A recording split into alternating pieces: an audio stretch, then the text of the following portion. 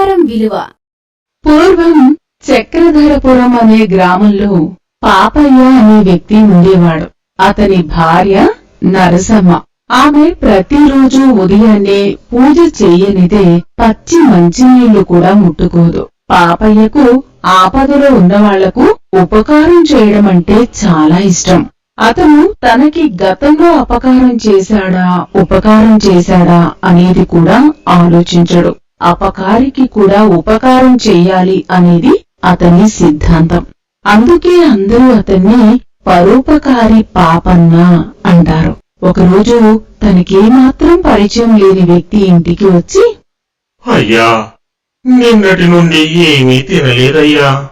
ఆకలిగా ఉంది. ఎక్కడా పని దొరకలేదు. ఇంత తిండి పెట్టి పుణ్యం కట్టుకోండి అయ్యా. ఏ ఊరు బాబు నీది? చూస్తే ఈ ఊరివాడిలా లేవే. మాది పక్క ఊరయ్యా. కష్టపడి పని చేద్దామన్నా ఎక్కడా పని దొరకలేదు. ఓ అయ్యో, అలాగా, ఒక నిమిషం ఉండు అని నరసమ్మా, తినడానికి ఏమైనా ఉందా? అతిథి వచ్చాడు అనగాని వంటగదిలో నుంచి బయటికి వచ్చి, ఈతగాడెవరు? ఈతగాడే, నేను చెప్పిన అతిథి. పక్క ఊరట. పాపం నిన్నటి నుండి ఏమీ తినలేదట. తినడానికి ఏమైనా ఉంటే పట్టుకురా. ఉండు నాయనా, ఇప్పుడే తీసుకువస్తాను. తృప్తిగా తిందుగాని. అమ్మా, నాకు పెట్టాలనుకున్నదేదో ఇంత మూట కట్టి ఇవ్వు తల్లి.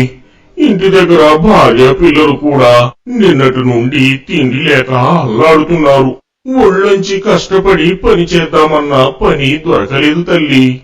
సరే, అలాగే నలుగురికి సరిపడా ఆహారం మూట కట్టిస్తానుండు అని నరసమ్మ లోపలికి వెళ్ళగానే ఆ వ్యక్తితో పాపయ్య, నీ పేరేమిటి నాయనా? వీరయ్యండి. నీకు పొలం పనులు వచ్చునా? పొలం పనులన్నీ చేస్తానయ్యా. నీరు పెట్టడం, కలుపు తీయడం, నారు నాటడం అన్నీ చక్కగా చేస్తానయ్యా. సరే, నీకు నా పొలంలో పని ఇస్తాను. రేపటి నుండే వచ్చి శ్రద్ధగా చేసుకో.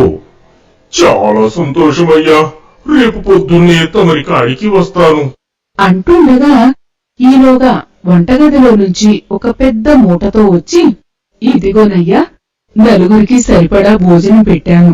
నువ్వు రేపు వచ్చినప్పుడు ఖాళీ పాత్రలు తీసుకునిరా అనగానే ఆ మూట అందుకుని ఆనందంగా ఇద్దరినీ చూస్తూ, అయ్యా, ధర్మప్రభువులు, మీ ఇద్దరినీ చూస్తుంటే పార్వతీ పరమేశ్వరులా ఉన్నారు. మీరు 10 కాలాల పాటు చల్లగా ఉండాలయ్యా.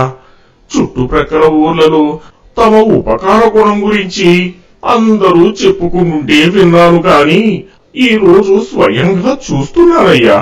రేపటి నుండి నా బొందులో ప్రాణం ఉన్నంత వరకు నీ దగ్గరే సేవ చేసుకుంటూ ఉంటానయ్యా. పొగడ్తలు ఆయుక్షీణం అంటారు వీరయ్యా. నేను ఇదంతా పొగడ్తల కోసం చేయడం లేదు.